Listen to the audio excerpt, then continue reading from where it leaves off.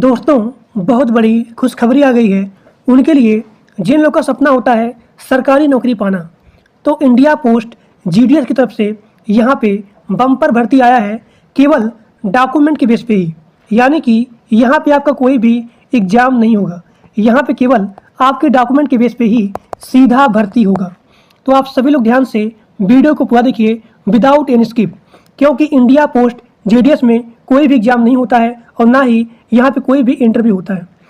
तो India post GDS को apply करने के लिए आपका मिनिमम एज 18 साल होना चाहिए और यहाँ पे एज में भी छूट है, यानी कि एससी एसटी के लिए 5 साल का छूट है और ओबीसी के लिए 3 साल का छूट है। और आप सभी लोग ध्यान से वीडियो को पूरा देखिए, क्योंकि इसका सिलेक्शन प्रोसेस डॉक्यूमेंट के बेस पे ही होगा। आप सभी लोग यहाँ पे देख सकते हैं कि इस संस्था का नाम है इंडिया पोस्ट, यानी कि डाक विभाग। इसी की तरफ से यहाँ पे जीडीएस की भर्ती निकाली गई है। यहाँ पे मल्टीपल पोस्ट हैं, जैसे कि आपको हो गया ग्रामीण डाक सेवक, यानी कि जीडीएस का, बीपीएम का और यहाँ पे एबीपीएम का। तो जीडीएस का मतलब हो गया ग्रामीण डाक सेवक और बीपीएम का मतलब हो गया ब्रांच पोस्ट मास्टर और एबीपीएम का मतलब हो गया असिस्टेंट ब्रांच पोस्ट मास्टर। यहाँ पे 32,500 पोस्ट की हायरिंग हो गई है और इसका अप्लाई मोड ऑनलाइन होगा, यानी कि सभी लोग इसके फॉर्म को ऑनलाइन आवेदन कर सकते हैं। And this the all India service, चाहे आप मेल हो या फिर फीमेल हो, सभी लोग इसके फॉर्म को अप्लाई कर सकते हैं।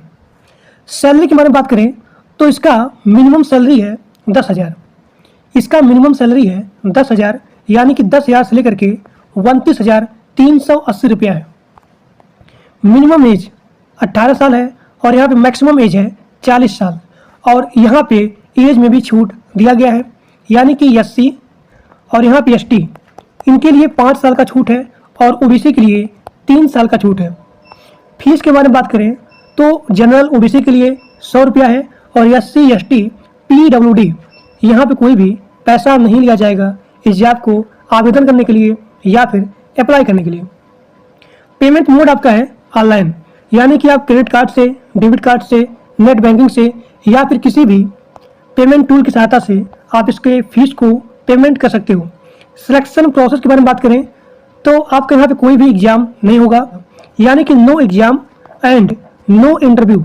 आपके मेरिट के बेस पे ही आपका यहाँ पे सिलेक्शन होगा। मिनिमम क्वालिफिकेशन 10 पास होना चाहिए किसी भी संस्था या फिर इंस्टीट्यूट के द्वारा, मिनिमम 10th पास आउट, और यहाँ पे केवल मेरिट के बिहाफ पे ही आपका सिलेक्शन प्रोसेस होगा।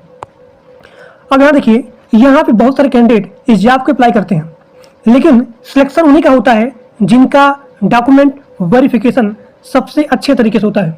यानी कि जीडीएस का जो भी सिलेक्शन होता है वो होता है डॉक्यूमेंट के बेस पे ही। तो आप सभी लोग ध्यान से जैसे बताऊंगा या फिर जो भी डॉक्यूमेंट बताऊंगा, आप सभी लोग के पास वो डॉक्यूमेंट अवेलेबल होना ही चाहिए, तभी आपका यहाँ पे सिलेक्शन होगा।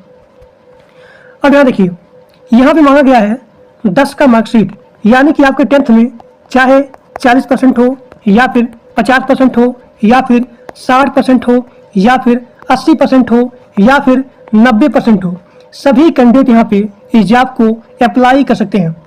ठीक, अब यहाँ देखिए, डॉक्यूमेंट वेरिफिकेशन में आपका सबसे पहले मांगा गया है पासपोर्ट साइज का फोटोग्राफ। पासपोर्ट साइज का फोटोग्राफ मिनिमम 4 फोटो और यहाँ पे मैक्सिमम 20 फोटो होना चाहिए, यानी कि अप्लाई से लेकर के ज्वाइनिंग तक सेम फोटो होना चाहिए। उसके बाद यहाँ पे मांगा गया है आपका सिग्नेचर।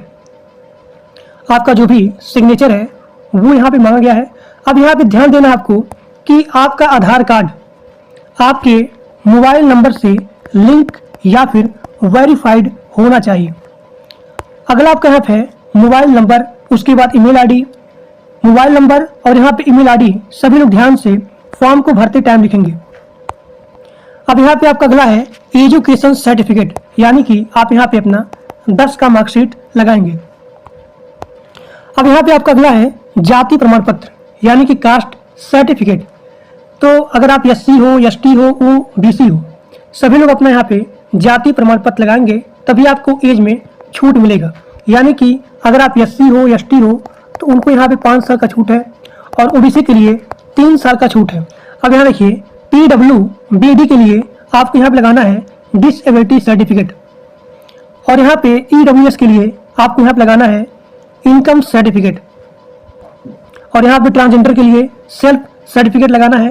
और एज प्रूफ में बहुत लोग का डाउट होता है कि एज प्रूफ में क्या लगाएंगे, तो एज प्रूफ में आप अपना बर्थ सर्टिफिकेट लगा सकते हैं। जिन लोग के पास बर्थ सर्टिफिकेट नहीं है उसके स्थान पे आप अपना 10 का मार्कशीट लगा सकते हैं। जो लोग कहीं पे काम कर रहे हैं, एम्प्लॉय हैं, वो लोग यहाँ पे NOC लगाएंगे। तो ये आपका हो गया डॉक्यूमेंट वेरिफिकेशन। अगर आप लोग के पास ये डॉक्यूमेंट रहेगा तभी आप इसके फॉर्म को अप्लाई कर सकते हैं। GDS में डॉक्यूमेंट वेरिफिकेशन बहुत हाई होता है और यहाँ पे मेरिट के बिहाफ पे ही आपका सिलेक्शन होता है। इसके फॉर्म को आप कैसे अप्लाई करेंगे, यहाँ पे सारा चीज लिखा गया है।